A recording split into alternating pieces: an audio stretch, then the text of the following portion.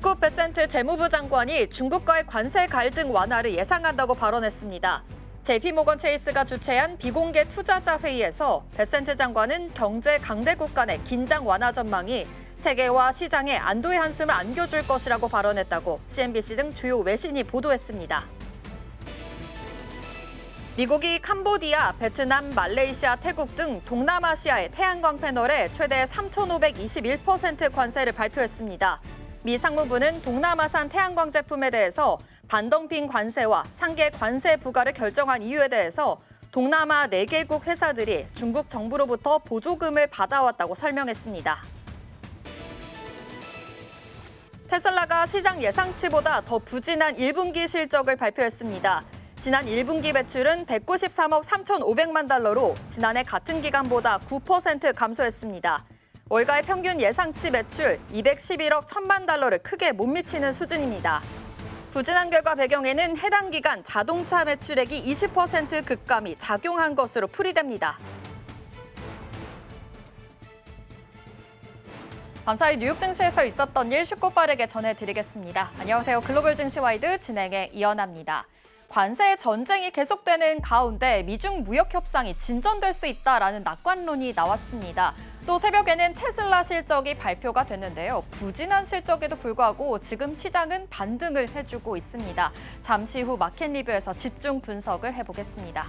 네, 간밤 뉴욕 증시는 일부 기업들의 양호한 실적과 또 저가 매수의 유입으로 반등에 성공해주는 모습이었습니다. 결국 3대 지수 모두 2% 넘게 급등하면서 마감했는데요. 자세한 마감 상황 살펴보시죠. 네, 간밤 스콧 베센트 미국 재무장관이 미중 무역 전쟁이 머지않아 완화될 수 있다고 언급했는데요. 이 발언 이후 뉴욕 증시는 상승 흐름에 더욱 탄력이 붙었습니다. 먼저 기술주 중심의 나스닥 살펴보시면 2.7%가량 상승해줬고요. S&P 500 지수 2.5%, 다우존스 지수도 2.6%가량 상승해주면서 3대 지수 모두 2% 넘는 흐름을 보였습니다. 뉴욕 증시는 그간의 하락세를 멈추고 오늘장에서는 반등 마감한 모습이었는데요. 이어서 살펴보도록 하겠습니다. 네, 10년 만기 미 국채금리 0.09% 하락한 모습입니다. 전날보다 내린 모습 확인해 보실 수가 있겠고요. 필라델피아 반도체 지수 2% 넘게 상승해준 모습이고요. WTI 국제유가는 1.8% 올라주면서 배럴당 63달러 선에서 거래가 됐습니다. 미국이 이란 석유 산업에 대한 새로운 제재를 부과하면서 국제유가도 다시 한번 오른 모습 확인해 보실 수가 있습니다. 그렇다면 히트맨 열어서 자세한 종목별 흐름 체크해 보겠습니다. 뉴욕 증시가 오랜만에 강한 반등세를 보여줬습니다. 이날 발표된 주요 기업들의 양호한 실적 보고서가 시장을 떠받쳤다는 분석인데요. 최근 4거래일 연속 급락한 데 따른 저가 매수세 유입도 힘을 보탰습니다. 먼저 테크놀로지 서비스입니다. 넷플릭스는 어제에 이어서 5% 넘게 상승해주는 모습 확인해 보실 수가 있습니다. 실적 호조에 주가가 말 그대로 날개를 단 모습인데요. 그리고 어제 크게 떨어졌었던 오라클과 세일즈포스도 3% 넘게 나란히 반등한 모습입니다. 그리고 오늘 팔란티어도 3.5% 급등하면서 전체적으로 훈풍이 깃든 모습 확인해 보실 수가 있겠습니다. 이어서 다른 섹터들도 함께 살펴보시죠. 다음으로는 전자기술주 흐름 체크해 보겠습니다. GE 에어로스페이스는 이 조정 후에 주당 순이익이 1.49달러로 시장 기대를 훌쩍 뛰어넘기면서 주가가 오늘 6% 넘게 뛴 모습이고요. 그리고 마이크론도 오늘 5% 이상 상승해준 모습입니다. 특히 마이크론은 미국 반도체 전략의 핵심 시설인 국립반도체기술센터에 공식 가입했다는 소식도 전해졌는데요. TSMC, 엔비디아, 인텔 등과 함께 미국 중심 반도체 동맹에 힘을 보탠 겁니다. 또 로키드 마틴도 1분기 매출이 늘면서 주가가 0.8% 소폭 올라준 모습이고요. 반면 경쟁사인 RTX는 실적은 괜찮았지만 연간 매출 전망이 기대에 못 미치면서 주가가 10% 가까이 밀렸습니다. 이어서 살펴보시죠. 오늘 금융주들도 견조한 흐름을 보여줬습니다. 뱅크 오브 아메리카 그리고 웰스파고는 3% 이상 나란히 함께 올라주는 모습 확인해 보실 수가 있겠고요. 또 어제 8% 가까이 밀렸던 블랙스톤도 오늘 4% 넘는 이런 반등에 성공해주는 모습도 확인해 보실 수가 있습니다. 또 의료기술주들도 오늘은 1%에서 2% 안팎의 좋은 흐름 보이면서 전체 지수에 힘을 보태는 모습입니다. 한편 미국 정부가 동남아에서 들여오는 태양광 패널에 관세를 부과하기로 하면서 미국 태양광 업체들의 경쟁력이 부각됐습니다. 이 영향으로 퍼스트솔라는 10% 급등했고 솔라엣지 테크놀로지스도 8%의 상승세를 보였는데요. 특히 모건 스탠리는 퍼스트솔라가 미국 내 생산 기반을 갖춘 점을 강점으로 꼽으면서 이번 조치에서 가장 큰 수혜를 볼 수 있는 기업으로 분석했습니다. 이렇게 오늘 전반적인 시장 분위기는 괜찮았지만 국제통화기금 IMF가 올해와 내년 세계 경제 성장률 전망을 크게 낮췄습니다. 특히 미국 성장률을 무려 0.9%포인트나 하향 조정하면서 트럼프 대통령의 관세 정책이 오히려 미국 경제에 부담이 될 수 있다고 경고를 했는데요. IMF는 고관세 정책이 물가를 끌어올리고 생산성을 떨어뜨릴 수도 있다면서 달러의 위상도 흔들릴 수 있다고 진단했습니다. 이어서 M7 마감 상황도 살펴보겠습니다. 오늘 M7 기업들도 줄줄이 올랐습니다. 먼저 애플부터 살펴보시면 애플 3.41% 상승하면서 199달러 선에서 거래가 됐습니다. 아직 200달러에는 미치지 못한 모습 확인해 보실 수가 있겠는데요. 한편 아이폰 17 생산에 꼭 필요한 저열 팽창 유리 섬유가 부족해지면서 애플이 공급망 위기에 직면했습니다. 이 소재는 열을 잘 발산하고 부품이 뒤틀리는 걸 막아주는 핵심 부품인데요. 없으면 아예 생산이 어려운 수준이라고 합니다. 팀 쿡 CEO도 재고 확보에 차질이 생기자 매우 우려가 된다고 말을 했는데요. 게다가 기존 플러스 모델은 사라지고 새로운 아이폰 17 에어가 등장할 가능성도 제기되고 있습니다. 여기에 중국산 부품에 대한 관세 이슈까지 겹치면서 애플이 원가 부담에 이어 제품 가격 인상까지 고민해야 할 상황입니다. 출시 일정이 다가오고 있는 만큼 애플의 다음 행보에 관심이 모이고 있습니다. 다음으로 엔비디아 살펴보시면 엔비디아 오늘 2% 넘는 모습이고요. 98달러 선에서 거래가 됐지만 아직 100달러 선 근처에서 맴돌고 있는 모습입니다. 미국의 AI 칩 수출 규제로 엔비디아 H20 칩의 공급이 막히자 중국 화웨이가 자체 GPU인 어센드 910C를 다음 달부터 대량 출하할 예정이라고 어제 말씀을 드렸는데요. 이 H100 수준의 성능을 갖춘 이 칩은 이미 일부 고객사에 전달이 됐고 중국 내 AI 기업들의 대체 수요를 흡수하면서 엔비디아의 빈자리를 빠르게 메워가고 있는 모습입니다. 마이크로소프트도 오늘 장에서 2.14% 올라준 모습이고요. 아마존닷컴도 3.5%가량 높게 올라줬습니다. 아마존이 일부 해외 데이터 센터 임대 협상을 중단한 걸로 알려지면서 AI 인프라 투자에도 제동이 걸린 것 아니냐는 관측이 나오고 있습니다. 마이크로소프트에 이어서 아마존까지 클라우드 사업 속도 조절에 나서자 시장에선 AI 투자 거품론이 다시 고개를 들고 있는 상황입니다. 아마존 측은 일상적인 용량 관리일 뿐이라며 확장 계획에는 큰 변화가 없다고 해명했지만 경제 불확실성과 고관세 정책 속에서 빅테크 기업들의 투자 전략이 바뀌고 있는 건 분명해 보입니다. 이어서 살펴보겠습니다. 알파벳은 오늘 2.57% 상승해주면서 151달러 선에서 거래가 됐습니다. 이 구글의 검색 시장 독점 혐의를 둘러싼 반독점 재판이 본격적으로 진행이 되면서 크롬 브라우저를 강제로 매각해야 한다는 가능성까지 나오고 있습니다. 이런 가운데 오픈 AI가 크롬 인수에 관심이 있다라는 입장을 밝히면서 시장에 이목이 쏠리고 있는데요. 여기에 구글이 자사 AI 제미나이를 삼성 갤럭시 폰에 탑재하는 대가로 매달 고정 금액을 지급해온 사실까지 드러나면서 과거 앱 탑재 계약과 유사한 독점 강화 관행이라는 비판도 나오고 있습니다. 이번 재판 결과에 따라 구글의 AI 사업 전반에도 큰 변화가 예상됩니다. 다음으로 메타 플랫폼스 3.2% 역시나 상승해준 모습이고요. 테슬라도 오늘 4.6% 올라주면서 237달러 선에서 거래가 됐습니다. 테슬라는 오늘 장 마감 직후 실적을 발표했습니다. 장중에는 실적 발표에 대한 기대감 때문에 주가에 탄력이 붙으면서 상승 마감했는데요. 하지만 1분기 실적이 시장 예상치를 크게 하회하면서 시간의 거래에서 하락세를 잠시 보였다가 현재는 다시 상승으로 돌아와준 모습입니다. 그동안 테슬라는 정치적인 부담에 실적 압박까지 말 그대로 이중고를 겪어왔습니다. 일론 머스크 CEO가 트럼프 대통령과 밀접한 관계로 인해 국내외 소비자들 사이에서 이미지 리스크가 커지고 있고 여기에 도지 수장 역할이나 계속 미뤄지는 자율주행 로봇택시 사업도 투자자들의 불안을 키웠습니다. 최근 나온 미국 여론조사에선 머스크와 테슬라에 대한 부정적인 인식이 확산되면서 특히 주요 소비층인 민주당 지지자들 사이에서 신뢰도가 큰 폭으로 떨어졌다는 결과도 나왔습니다. 이런 분위기 속에서 테슬라는 앞으로 전략을 다시 짜야 할 상황에 놓였습니다. 다음으로는 글로벌 주요 이슈들 살펴보겠습니다. 백악관이 미중 무역 갈등과 관련해 새로운 무역 합의를 위한 논의가 매우 잘 진행 중이라고 밝혔습니다. 캐롤라인 레빗 백악관 대변인은 22일 브리핑에서 트럼프 대통령이 중국과의 잠재적 무역 합의에 대해 긍정적으로 평가하고 있다고 전했는데요. 같은 날 스콧 베센트 재무장관도 JP모건 주최 비공개 행사에서 조만간 무역 전쟁이 완화될 것이라며 현재 수준의 고율 관세는 지속 불가능하다고 강조했습니다. 미국과 중국은 현재 각각 145%, 125%의 관세를 주고받고 있는 상황인데요. 이번 주 미국은 총 34개국과 무역 논의를 진행 중이며 우리나라도 협상에 참여하고 있습니다. 지금까지 18개국으로부터 무역협정 제안서를 받았고 백악관은 100개 이상의 국가들이 미국과의 무역협정을 희망하고 있다고 전했습니다. 트럼프 대통령은 오는 24일 노르웨이 총리와 회담을 가진 뒤 25일 교황 장례식 참석을 위해 출국하며 다음 달엔 중동 순방 일정을 앞두고 있습니다.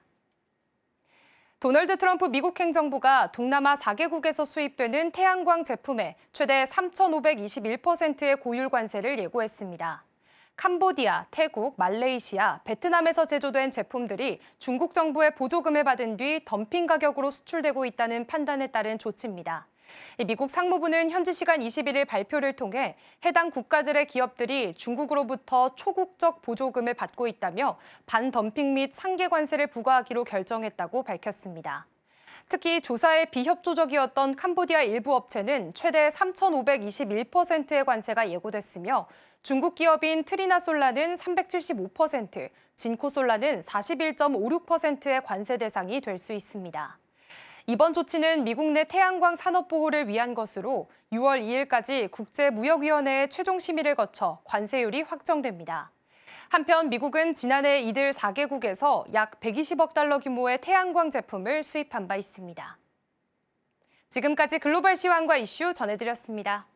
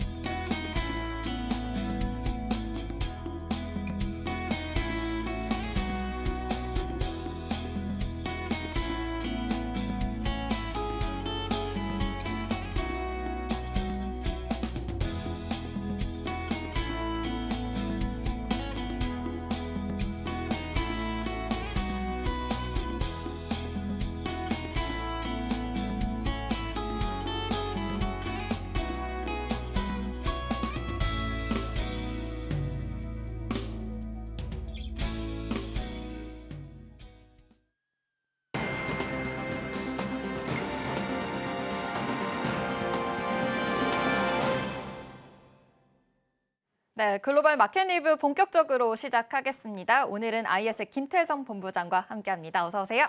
네, 안녕하세요. 네, 안녕하세요. 오늘 본부장님과 함께할 헤드라인부터 만나보겠습니다.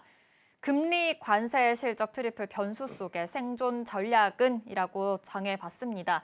지금 이렇게 실적, 관세, 금리 이렇게 트리플 변수다 이렇게 얘기가 나오고 있는데 네. 지금 굉장히 오늘 속보도 많습니다. 하나하나 살펴보겠습니다. 일단 간밤 미증시 마감 상황부터 좀 살펴보자면 어제 같은 경우에는 이 파월 흔들기가 있으면서 셀 USA가 나타났습니다. 굉장히 또 큰 폭으로 하락을 했었는데 오늘 다시 좀 반등을 해주는 모습이었습니다. 저가 매수세가 또 유입이 됐기도 했겠지만 지금 미중 무역 협상에 대한 좀 진전이 있을 것이다라는 낙관론이 나왔기 때문인데요. 좀 이거에 대해서도 지금 계속해서 좀 좋은 흐름을 받아들여진 것 같아요. 시장에서는. 네. 좀 본부장님께서는 이 간밤의 미증시 상황 어떻게 파악을 해보셨을까요? 일단 뭐 바라보는 시각에 따라서 여러 가지 해석이 이제 가능하겠습니다만 저의 개인적인 시선으로 봤을 때 어제 오늘 트럼프의 어떤 입장이 굉장히 손바닥 뒤집듯이 달라졌지 않습니까? 네. 일단 어제 같은 경우에는 본인들의 어떤 관세 우위의 입장에서 더 강한 모습을 보이기 위해서는 금리 인하가 필요했었단 말이에요. 하지만 트럼프가 원하는 대로 연준의 파월 의장이 움직이지를 않았어요. 그리고 강한 발언을 했음에도 불구하고 연준 의장의 어떤 피드백도 없었던 상황. 그런 상황 속에 시장에서는 트럼프에게 너무 과하다. 너무 이거는 공격적인 정책이 아닌가. 지금 내부적으로 잘 정리되지 않는 상태에서 뭐 미국이 중국과 혹은 미국이 유럽과 혹은 다른 나라하고의 이런 강력한 관세 이야기는 내부적인 부담이 될 요소가 있다는 부정적인 여론들이 굉장히 많았었거든요. 네. 트럼프의 지지율도 떨어지고 있었고 그러다 보니까 하루아침에 조금은 어떻게 보면 길을 바꾼 것 같다는 생각이 듭니다. 내부적으로 FOMC를 설득할 수가 없다면 중국과의 협상의 속도를 조금 더 빨리 내야 되지 않겠는가라고 좀 판단을 했던 것 같아요. 그렇지 않으면 주식시장이 일시적인 어떤 기술적인 조정이 아닌 굉장히 또 폭락으로 이어질 가능성이 높다고 판단을 했던 것 같아요. 그러다 보니까 오늘 일단 코멘트부터 내놓은 것 같습니다. 어제만 하더라도 중국과 미국이 서로 못 잡아먹어서 안달인 것처럼 보였으나 네. 오늘 아침에 나온 이야기는 중국과의 관세가 잘 해결이 되고 있고 또 관세율이 우리가 생각한 것보다 더 많이 낮춰질 가능성이 높다는 이야기를 하면서 지금 시장을 달래주고 있는 상황으로 좀 보여져서 실질적으로 미국과 중국의 어떤 물밑 협상은 굉장히 빠르게 진행이 되겠지만 우선 코멘트부터 던지면서 시장을 저는 좀 어떻게 보면 안정화시킨 것이 먼저가 아니겠는가라는 의견 한번 들어보도록 하겠습니다. 네, 지금 뭐 베센트 재무장관이 이렇게 얘기했죠. 무역 긴장이 완화될 것이고 지금 뭐 트럼프 대통령의 목표가 중국과의 딥커플링이 아니다라고 설명을 하면서 좀 시장은 좋게 해석을 하고 있는 것으로 파악이 됩니다. 또 지금 새벽에 또 테슬라 실적이 나왔죠. 이거에 네. 대해서도 이야기를 안 해볼 수가 없을 것 같은데요. 요즘 테슬라 주가가 올해 들어서 44%나 또 낙폭을 그렇죠. 그리기도 했고 전 거래는 6%도 추가 하락까지도 이어진 상황이었습니다. 실적도 사실 좀 나쁘게 나올 것이다, 좋지 못하게 나올 것이다라는 예상이 있었는데 진짜로 부진한 실적이 나왔거든요. 그럼에도 불구하고 지금 애프터마켓에서는 그렇게 빠지고 있지가 않아요. 네. 지금 그런 거 보면 이미 예상은 한 상황인 거고 좀 그러다 보니 지금 시장에 이런 낙관론이 더 영향을 끼치게 된 걸까요? 일단 3월 달에 미증시 기준으로 가장 많이 빠진 테크주, 기술주를 뽑으라고 하면 테슬라일 겁니다. 급격하게 빠졌죠. 이유는 크게 두 가지를 들 수가 있는데 일단 첫 번째, 일론 머스크 CEO의 어떤 정치적인 성향에 따라서 유럽에서의 반감이 좀 커졌었던 시기. 그로 인해서 미국과 유럽 모두 판매량이 감소를 했기에 이번 1분기 실적은 아무래도 모든 투자자분들이 눈높이를 낮추고 있었습니다. 눈높이를 낮추고 있었다는 게 뭐냐면 주가가 이미 선반영이 돼서 조정을 받고 있었다고 풀이해 볼 수는 있겠죠.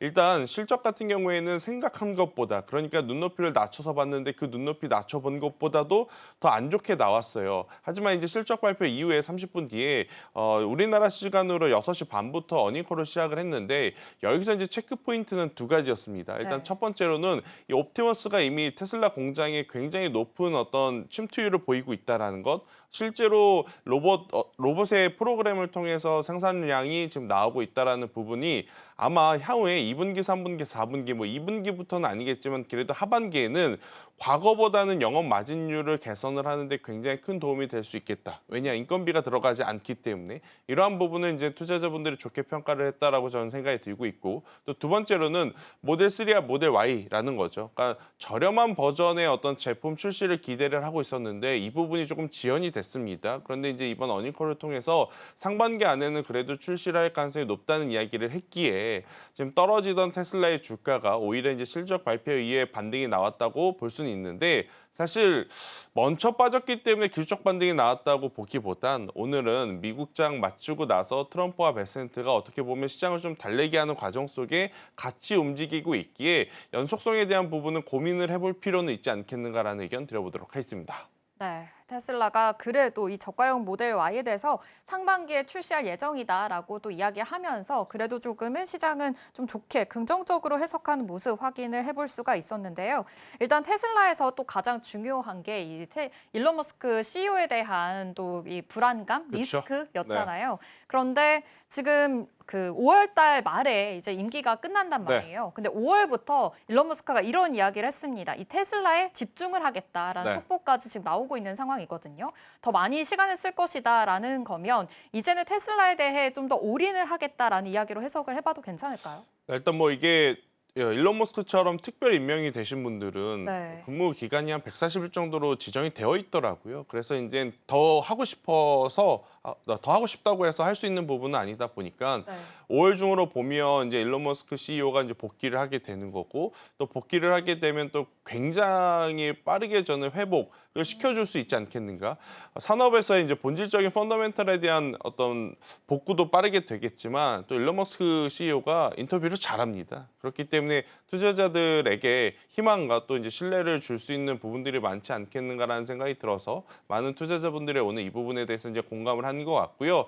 일단 이번 실적을 통해서 가장 중요하게 봐야 될 부분 중에 하나가 바로 이제 FSD였던 것 같아요. 자율주행.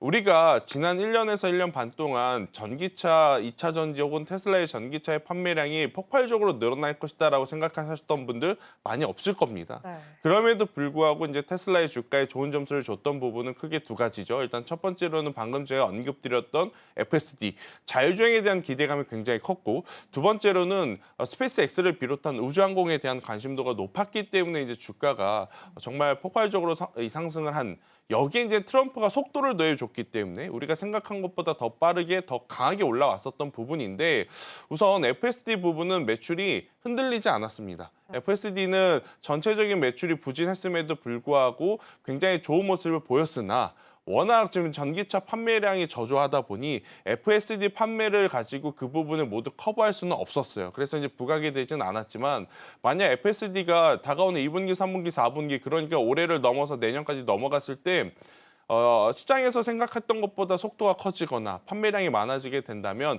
일정 부분 테슬라 자동차 판매에 부족한 부분을 충분히 메꿔줄 수도 있겠다라는 생각을 저는 하고 있고 또 이제 우리가 작년 2분기, 3분기에 테슬라 실적을 바라보면서 했던 이야기 중에 뭐가 하나가 있었냐면 ESS 에너지 저장 장치 이 부분 꼭 봐야 된다. 네.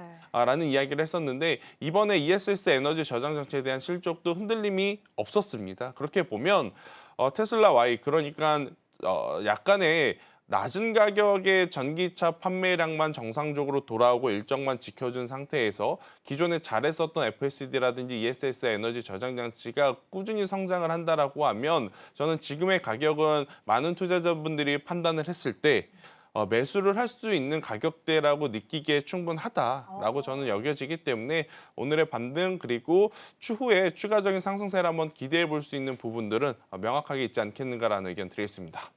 좋습니다. 지금 이번 실적에서도 아시다시피 지금 전체 매출적인 부분에서는 하락은 했지만 그래도 ESS 저장 장치 쪽에서는 그래도 실적이 괜찮다라는 점 확인을 해볼 수가 있었고요. 또 FSD 지금 말씀해 주신 대로 이 자율주행에 대한 기대감은 여전히 살아있는 상황인 거고 우주 항공 쪽으로도 지금 모멘텀이 있기 때문에 지금은 저가 매수의 기회로 봐도 괜찮지 않을까라는 이 포인트까지 주셨으니까 확인해 보시면 좋을 것 같습니다. 또 테슬라가 또 우리나라 투자자들이 가장 사랑하는 종목 그쵸. 중에 하나인 거잖아요. 그렇다면 지금은 불안하지 않아도 괜찮을까요? 근데 이제 가격적으로 보면 네. 최근에 조정이 나왔을 때 200불을 깰 것이냐 말 것이냐 네. 고민들이 좀 많았었어요. 근데 정말 다행스럽게도 오늘이 굉장히 중요한 위치였거든요. 여기서 만약 최근에 박스권을 이탈을 하게 되면 시장에서 가장 걱정했었던 200불대가 깨질 것이다. 네. 그러면 엔비디아도 지금 100불 깨졌죠. 테슬라도 200불 깨졌죠.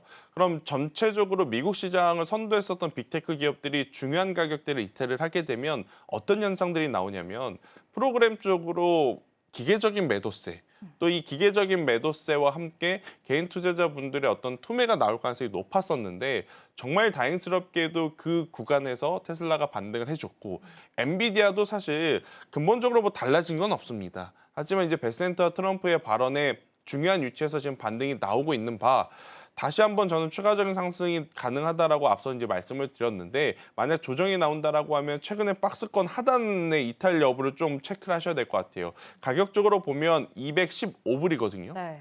215불 밑으로 내려가면 200불은 좀 깨진다고 생각을 하시고 리스크 관리를 하시는 게 지금은 맞을 것 같고요.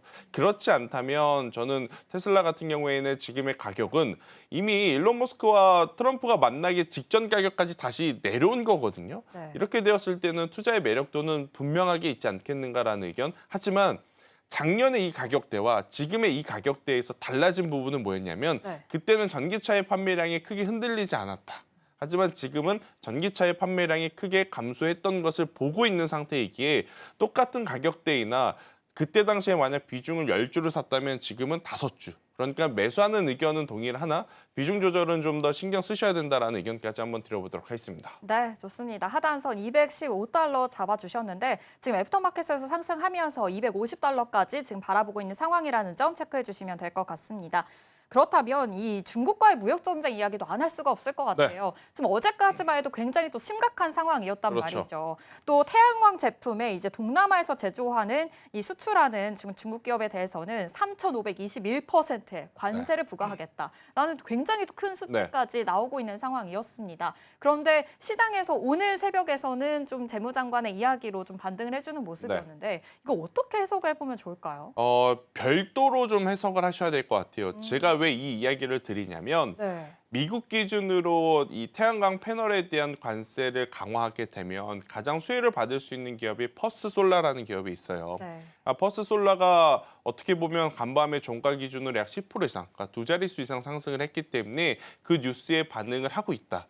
그러니까 관세 협의보단 미국 정부 차원에서 어떻게 보면 동아시아 쪽에 들어있는 우회해서 들어온 제품에 대한 강화, 경계 강화하는 것에 저는 조금 더 민감하게 반응을 해주면서 주가가 올라오고 있다. 이렇게 좀 보시면 될 것 같고 가장 중요한 건 이 뉴스가 퍼스솔라가 아니라 네. 우리나라 증시에 어떤 영향을 이제 줄 것이냐이지 않습니까? 만약에 미국과 중국이 이렇게 생각한 것보다 사이가 좀 좋아지면 그 사이에 어떤 틈새 전략 통해서 우리나라가 수혜를 받을 수 있는 부분이 많이 줄어드는 거 아니야?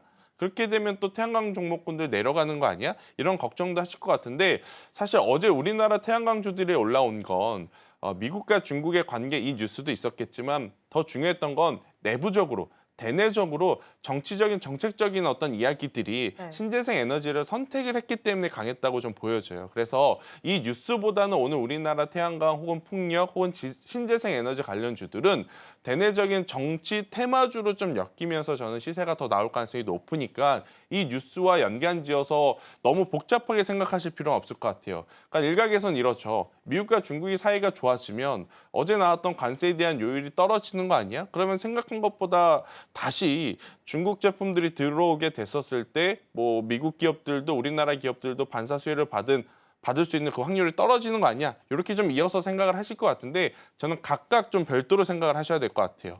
그러니까 미국 기업은 미국 기업대로 자국 어떤 규제가 강화하게 되면 수혜를 받을 수 있겠다 이렇게 해석이 되는 것 같고 우리나라는 우리나라대로 그건 그거고 일단 내부적으로 정책적으로 지금 언급들이 계속 되고 있는 상황이다 보니까 따로 저는 같이 움직이면서 둘 다 올라갈 가능성이 높지 않겠는가라는 의견 드려보도록 하겠습니다. 네, 아무래도 좀 어제 또 큰 수치의 이런 관세를 발표한 만큼 좀 6월부터 예정이 되어 있는 상황인 건데 이거에 대해서도 지금 계속해서 팔로우 하시면서 좀 앞으로의 관망세를 지켜보시면 좋을 것 같고요. 조금은 다른 수혜로 좀 봐야 되지 않을까, 다른 체크 포인트로 봐야 되지 않을까라고도 말씀해 주셨으니까 이 점도 참고해 보시면 좋을 것 같습니다.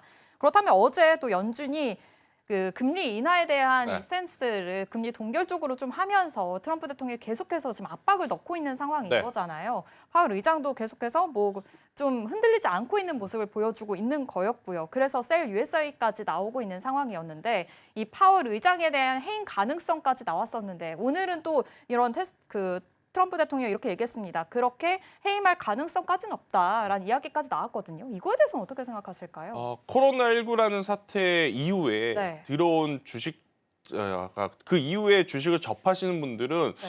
아마 지금 일련의 사건들을 보면서 너무한 것 아니야라고 생각을 하실 것 같은데 과거 트럼프 일기 때는 이보다 더 심했습니다.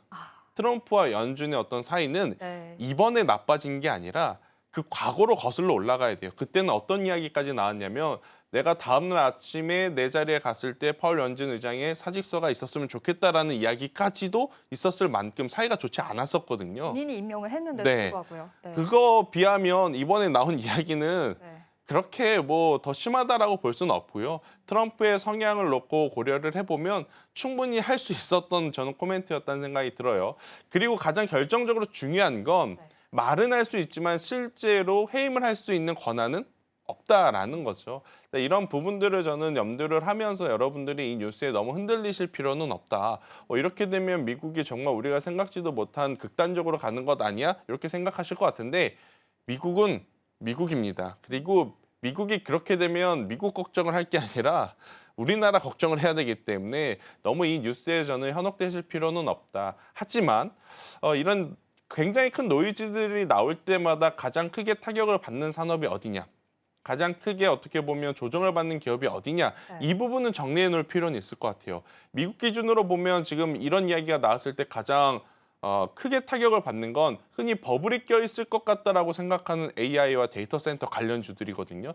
왜냐하면 이들이 지금 버블이 있는 것은 아니에요. 하지만 시장의 의심의 눈초리가 굉장히 강한 가운데 어떤 정부 차원에서의 정책적인 드라이브까지 받지 못하다 보면 실적이 급격하게 감소할 가능성이 높다고 많은 투자자분들이 생각을 하고 있어서 이런 뉴스가 나올 때는 메타 혹은 아마존, 알파벳 그리고 엔비디아 이런 기업들 같은 경우에는 떨어지는 칼날을 잡기보다는 오늘처럼 오히려 나쁜 뉴스가 나왔다가 좋은 뉴스가 나올 때 반등세가 강하게 나오거든요. 이 반등세 같은 흐름이 보일 때 저는 비중을 확대하는 전략을 좀 고민해 볼 필요는 있지 않겠나라는 의견 드리겠습니다. 네, 또 이렇게 투자 포인트까지 짚어주셨는데 이렇게 파월 의장의 해임과 관련해서는 너무 불안해할 필요까지는 없다라고도 말씀해 주신 만큼 이 점도 참고해 보시면 좋을 것 같습니다. 그런데 김태성 본부장님께서 전에는 요즘 이 관세 정책의 답은 이 지금 흔들리고 있는 네. 시장의 답은 금리 인하다 이런 말씀도 그쵸. 해주신 적이 있잖아요. 이거에 대한 의견은 동일하신가요? 저는 동일하고요. 사실 만약 이번에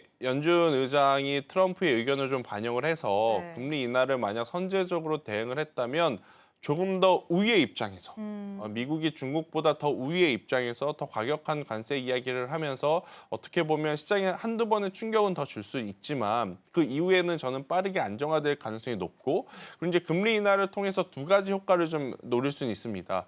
많이 무너졌던 비안전 자산에 대한 어떤 저가 매수세 네. 그리고 이제 어떤 주가의 가격, 시장의 가격이 내려왔기 때문에 미국이 갚아야 되는 부채에 대한 부담감을 좀 덜어낼 수가 있었던 그러한 상황이에요. 그런데 그 부분이 잘 되지 않고 마무리가 되다 보니까 트럼프가 여기서 질질 끌면, 그러니까 시간이 걸리면 본인들에게 더 불리하다라고 판단을 했던 것 같습니다. 그럼 연준의 의사를 명확하게 확인을 했으니 오히려 다른 방법으로 중국과의 협상의 속도를 조금 더 빨리 올리는 쪽으로 저는 가닥을 잡지 않았나라는 생각이 들었어요. 어떤 방법이 되었든지 간에 일단 지금은 최악의 구간을 지나가고 있음은 맞지 않겠는가라는 의견 드리겠습니다.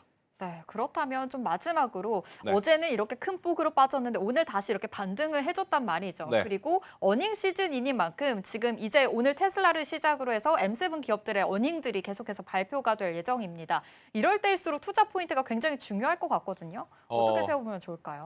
작년 11월, 12월 달만 하더라도 사실 미증시는 필수적으로 해야 된다라는 시선들이 많았어요. 네. 근데 저도 그 말에 동의를 했었던 투자자 있고 하지만 시간이 지나서 올해 이제 3월부터 놓고 보면 과연 그 선택이 맞았는가? 좀 안 된 거죠. 그러니까 타이밍이 잘못 맞은 거죠. 네. 그러면 우리나라 투자자뿐만 아니라 글로벌 시장이 지금 어떤 전략을 취하고 있을 거냐면 미국 시장은 롱 포지션이 아니라 숏 포지션. 그럼 미국은 조금은 흔들릴 가능성 혹은 답보의 횡보의 모습을 보일 가능성. 오히려 다른 나라 신흥국, 중국이라든지 뭐 대만이라든지 남미라든지 동아시아권에 대한 시장을 또 롱 포지션으로 잡은 어떤 트레이더들이 많거든요. 그런 것들을 좀 감안을 해보면 저는 미증시가 흔들린다 하더라도 우리나라 증시는 굉장히 강한 모습. 네. 어제도 마찬가지였습니다.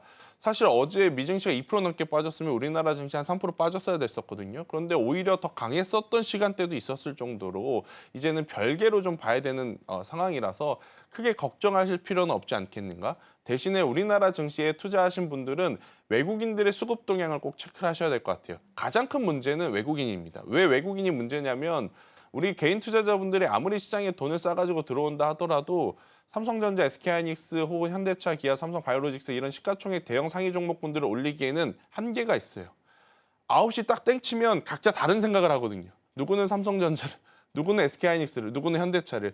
그런데 이제 외국인이라든지 기관의 메이저 주체들은 9시 딱 치면 그들이 원래 생각하고자 했던, 매수하고자 했던 한 종목에 힘이 쏠리는 그런 힘의 집중도가 좀 다르기 때문에 외국인들의 수급이 절실하게 좀 필요한 시기가 아니겠는가라는 의견 한번 들어보도록 하겠습니다. 네, 좋습니다. 지금 미국 증시만 보더라도 지금 계속해서 속보가 쏟아지고 있고 지금 상황이 계속해서 급변하고 있기 때문에 이에 대해서는 지금 뉴스 팔로우업 계속 하셔야 될 것 같고요. 마켓 리뷰에서도 계속해서 짚어드리도록 하겠습니다. 오늘 글로벌 마켓 리뷰는 여기서 마무리하도록 하겠습니다. IS의 김태성 본부장과 함께했습니다. 고맙습니다.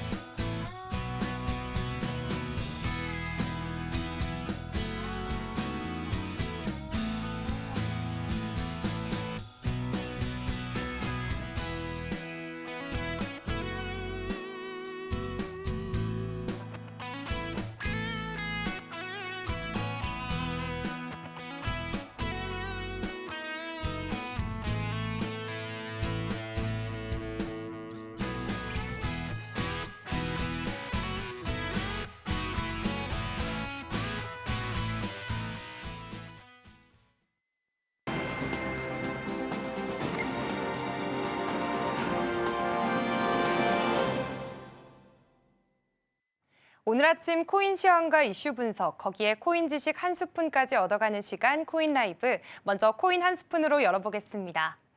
요즘 뉴스를 보다 보면 비트코인이라는 단어 하루에도 몇 번씩 마주치지 않으신가요? 가격이 오르면 떠들썩하고 떨어지면 또 한바탕입니다. 그런데 최근엔 조금 색다른 이야기가 들려왔습니다. 바로 엘살바도르의 비트코인의 창시자로 알려진 사토시 나카모토의 동상이 세워졌다는 소식인데요. 익명을 고수해온 창시자에게 동상이라니 그 자체로도 참 흥미롭습니다. 하지만 이 동상은 단순한 조형물이 아닙니다. 사토시라는 인물이 혹은 그 정체불명의 상징이 비트코인을 통해 전하고자 했던 철학과 가치 그리고 비전을 담아낸 하나의 메시지라고도 볼 수 있거든요. 오늘은 이 사토시 나카모토라는 인물을 통해서 비트코인의 시작과 그 배경 그리고 오늘날 우리 사회와 어떤 연결고리를 맺고 있는지까지 깊이 들여다보려고 합니다. 자, 그럼 본격적으로 사토시 나카모토에 대해 이야기를 해볼까요? 이름만 보면 일본인 같죠. 실제로 1975년 4월 5일생이라는 정보가 온라인 프로필에 올라와 있습니다. 하지만 사토시는 단 한 번도 오프라인에서 모습을 드러낸 적이 없습니다. 게다가 그가 남긴 수많은 글들은 모두 유창한 영어, 그것도 영국식 영어로 쓰여 있습니다. 일본에 대한 언급도 일본어 문장도 없었습니다. 그래서 이 이름이 서양인이 일본인식 이름을 차용했거나 혹은 하나의 팀 혹은 집단의 상징이라는 설도 있습니다. 실제로 비트코인 백서에서도 자신을 위라고 지칭하고 있습니다. 사토시는 2008년 10월 31일 비트코인 백서를 온라인에 올리며 처음 세상에 등장했습니다. 이후 약 2년간 활발하게 활동하며 비트코인을 개발하고 커뮤니티와 소통을 했지만 2010년 말부터 조용히 사라졌습니다. 마지막으로 남긴 말은 이것이었습니다. 나는 이제 다른 일로 간다. 비트코인은 좋은 사람들에게 맡겨졌다. 그리고 그의 비트코인 지갑에는 지금도 약 1,100만 개에 달하는 비트코인이 단 한 번도 움직이지 않은 채 잠들어 있습니다. 현재 시세 기준으로 약 19조 원에 달하는 어마어마한 자산이죠. 2009년 1월 3일 사토시는 첫 번째 비트코인 블록인 제네시스 블록을 채굴합니다. 그리고 그 블록 안에는 다음과 같은 문장을 남기는데요. 2009년 1월 3일자 더 타임즈, 총리가 두 번째 은행 구제금융을 결정할 듯이라는 문장입니다. 사토시는 왜 이런 문장을 블록 안에 남겼을까요? 당시는 글로벌 금융위기 직후였습니다. 그 중심에는 서브프라임 모기지 사태가 있었는데요. 미국의 시중은행들은 2000년대 초중반 더 많은 이익을 내기 위해서 고위험 금융상품에 손을 대기 시작했습니다. 심지어 신용등급이 낮은 사람들에게도 무분별하게 대출을 해줬고요. 그 대출들을 모아서 모기지 담보부 증권이라는 파생상품으로 포장을 해서 다른 투자자들에게 판매를 했습니다. 문제는 이 부동산 시장이 갑자기 침체되면서 시작됩니다. 집값이 폭락하자 대출받은 사람들은 상환을 하지 못했고 그 파생 상품은 휴지 조각이 되어버렸습니다. AIG, 리먼브라더스 같은 글로벌 금융기관들이 줄줄이 도산했고요. 전 세계 경제가 패닉에 빠졌습니다. 결국 미국 정부는 AIG, 시티그룹, 뱅크 오브 아메리카 같은 대형 금융기관들을 살리기 위해 구제금융을 단행했는데요. 그 규모는 1조 달러에 달했습니다. 이 과정에서 많은 국민들이 분노했습니다. 아니, 은행들은 자신들의 이익을 위해서 위험한 투자를 했다가 실패를 했는데 왜 그 손실을 국민 세금으로 메워야 하느냐는 거죠. 이때 나왔던 말이 있습니다. 수익은 사유화하고 손실은 사회화한다. 이런 상황에서 사토시는 분명한 문제의식을 가졌습니다. 왜 특정 기관이 돈을 찍어낼 권력을 갖고 그 실수의 책임은 국민이 져야 하는가? 그래서 그는 중앙기관이 필요 없는 새로운 화폐 시스템을 설계했습니다. 바로 비트코인인데요. 비트코인의 핵심은 명확합니다. 바로 탈중앙화, 그리고 통제할 수 없는 희소성입니다. 총 발행량은 2,100만 개로 한정돼 있습니다. 누구도, 심지어 사토시조차도 이 숫자를 바꿀 수가 없는데요. 블록체인 기술을 통해 투명하게 기록되며 누구나 참여하고 확인할 수 있는 시스템입니다. 이런 설계는 전통화폐와 완전히 다릅니다. 중앙은행이 화폐를 무제한 발행한다면 그 결과는 인플레이션이 되겠죠. 예전에는 1,000원이면 붕어빵 3개를 샀지만 지금은 2개를 사기도 어려운 이유입니다. 화폐 가치는 줄고 우리의 자산의 실질 가치도 감소하는 건데요. 비트코인은 그런 시스템에 저항하기 위해서 태어났습니다. 소수가 통제하는 돈이 아니라 모두가 함께 유지하고 신뢰할 수 있는 새로운 화폐. 사토시는 이렇게 말하고 싶던 것이었습니다. 사토시는 단순히 디지털 화폐를 만든 게 아닙니다. 그는 사람들의 신뢰를 정부나 기관이 아닌 시스템 안에서 찾기를 바랬습니다. 블록체인은 그 신뢰를 기술적으로 구현한 시스템인데요. 누구든 거래 내역을 검증할 수 있고 조작은 사실상 불가능합니다. 이렇게 만들어진 신뢰는 특정 누군가를 믿는 것이 아니라 시스템 자체를 믿는 것이고 그 구조 안에서 자율성과 투명성이 동시에 작동합니다. 그는 자신이 빠지더라도 이 시스템이 무너지지 않도록 커뮤니티와 기술 구조를 남겼고 실제로 지금까지도 수많은 개발자들이 그 위에서 코드를 개선하고 생태계를 발전시키고 있습니다. 2025년 4월 5일은 사토시의 50번째 생일로 추정되는 날이었습니다. 이날을 기념해 커뮤니티에서는 전 세계적으로 축하 메시지가 이어졌고 같은 해 엘살바도르 엘손테에서는 2번째 사토시 동상이 세워졌습니다. 후드를 쓰고 얼굴을 가린 채 서 있는 그 조형물은 한 개인이 아니라 이제 하나의 상징이 됐습니다. 조각 아래에는 이렇게 적혀져 있습니다. We are all 사토시, 즉 우리는 모두 사토시라는 뜻이죠. 탈중앙화된 세계에서는 누가 시작을 했는가 보다 그 철학을 이어가는 우리가 중심이라는 메시지를 전달합니다. 오늘 우리가 살펴본 사토시 나카모토와 비트코인의 이야기, 그 속엔 단순한 투자 상품 이상의 철학과 시대에 대한 반성이 담겨 있습니다. 정부가 실패하고 시스템이 무너졌을 때 누군가는 이런 질문을 던졌습니다. 지금의 화폐 시스템은 과연 공정한가? 그리고 그 질문에 답하기 위한 시도로 비트코인이 등장했습니다. 사토시는 지금 어디에 있을까요? 그가 한 사람인지 여러 명인지조차 알 수 없지만 그가 하나의 패러다임을 바꾼 건 분명해 보이는데요. 그가 남긴 코드, 철학, 구조는 지금도 수많은 사람들에 의해 유지되고 이어지고 있습니다. 그렇다면 계속해서 현재 코인 시황도 살펴보도록 하겠습니다. 먼저 3대 암호화폐 시장입니다. 친암호화폐 인사인 폴 애킨스가 SEC의 새 위원장으로 취임하면서 오늘 암호화폐 시장 전체적으로 훈풍이 불고 있는 모습입니다. 먼저 비트코인부터 살펴보시면 비트코인 현재 5.31% 상승해 주면서 9만 1,000달러 선을 상회하고 있는 모습입니다. 최근 2주 동안 점진적으로 상승세를 이어오긴 했지만 오늘의 급등은 참 반가운 모습입니다. 다음으로 이더리움 살펴보시면 이더리움은 10% 가까이 상승해주는 모습 보여주면서 1,700달러 선을 맴돌고 있는 모습입니다. 이어서 XRP도 4%가량 높은 폭 상승해주면서요. 2.1달러 선 다시 회복한 모습 살펴보실 수가 있겠습니다. 그렇다면 이어서 주요 8가지 알트코인도 살펴보겠습니다. 네, 나머지 알트코인들도 전부 상승 흐름 이어가고 있습니다. 솔라나는 그 상승폭은 조금 적긴 하지만 1.4% 올라와 주면서 20만 원 선을 넘긴 모습 확인해 보실 수가 있겠고요. 그리고 도지코인 오늘 10%가량의 상승세 굉장히 높게 나타나고 있습니다. 250원 선 지나가고 있고요. 에이다와 체인링크도 5%가량의 오름세 기록했습니다. 이어서 살펴보도록 하겠습니다. 네, 오늘 수익코인은 두 자릿수의 상승세를 기록했습니다. 3,570원 선 지나가고 있고요. 아발란체와 시바이누도 8%가량의 오름세, 그리고 스텔라루멘도 소폭이지만 3.6% 상승해준 모습입니다. 다음으로 오늘 아침 빼놓을 수 없는 암호화폐 이슈 소식도 전해드리겠습니다. XRP가 최근 8일간 2.03에서 2.13달러 박스권에서 움직이고 있지만 온체인 지표와 기술적 분석에서 강한 상승 신호가 포착되고 있습니다. 센티먼트에 따르면 1,000만에서 1억 XRP를 보유한 고래 지갑과 10억 개 이상을 보유한 초대형 주소들이 XRP를 꾸준히 매입 중이며 이들의 보유 비중은 3월 말 37.7%에서 현재 39.4%까지 증가했습니다. 이는 장기 보유자들의 상승 기대 심리를 반영한 것으로 보입니다.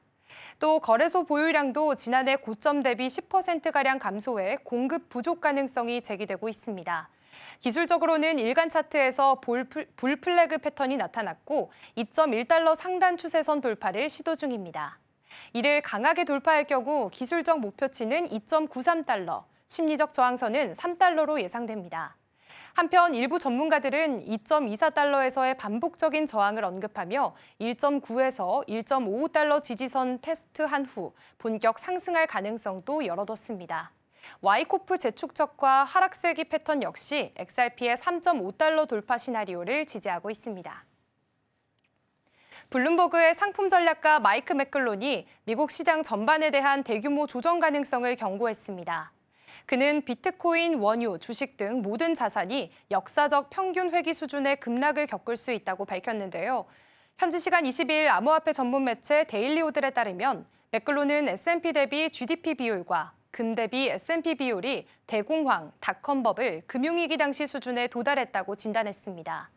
이는 시장 전반에 심각한 고평가를 시사하며 조정 국면 진입 가능성을 암시한다고 분석했습니다. 그는 특히 트럼프 대통령의 관세 정책에 대한 반작용이 시장 불안정성을 키울 수 있으며 정상회귀 시나리오에 따라 주식은 50% 하락, 비트코인은 10,000달러까지 급락, 암호화폐는 90% 이상 폭락하고 반면 금은 4,000달러까지 상승할 수 있다고 전망했습니다. 맥글론은 이 같은 하락이 극단적으로 보일 수 있지만 역사적으로 반복되어 온 조정 사이클의 일부라며 투자자들에게 현실적인 리스크 인식을 당부했습니다. 미국 오리건주 법무장관이 대형 거래소 코인베이스를 상대로 소송을 제기하며 XRP를 미등록 증권으로 지목해 논란이 일고 있습니다. 이번 소송은 XRP를 포함한 다수의 토큰이 증권임에도 불구하고 코인베이스가 이를 등록 없이 거래시켰다는 점을 문제 삼고 있는데요.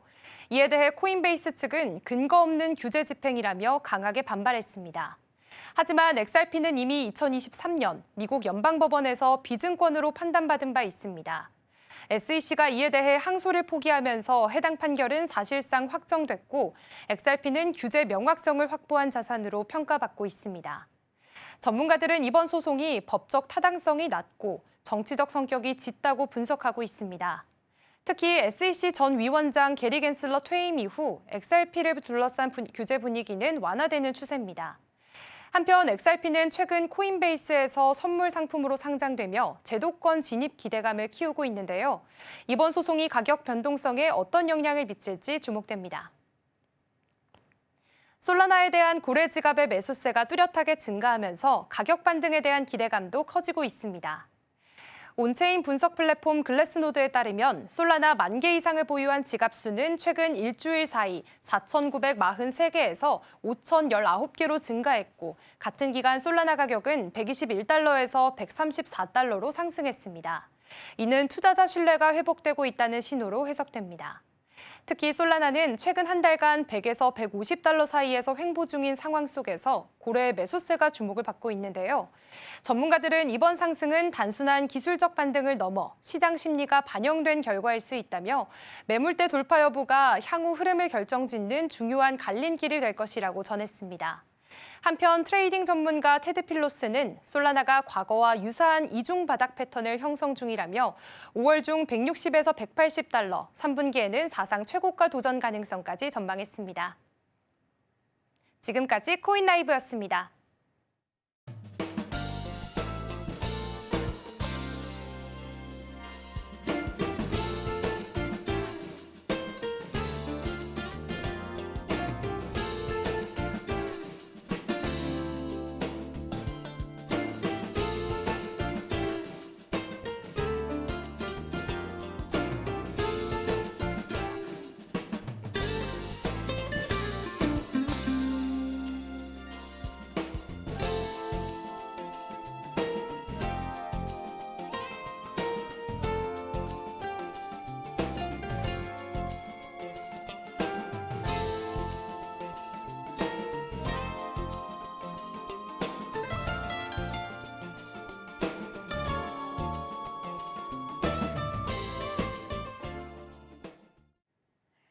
(4월 23일) 수요일 글로벌 증시와이드가 준비한 소식은 여기까지입니다. 본 방송에서 제공하는 정보는 투자 판단을 위한 조언일 뿐 해당 종목의 가치와 수익률을 보장하지 않습니다. 다음 이 시간에도 알찬 소식으로 찾아오겠습니다. 함께해 주신 여러분 고맙습니다.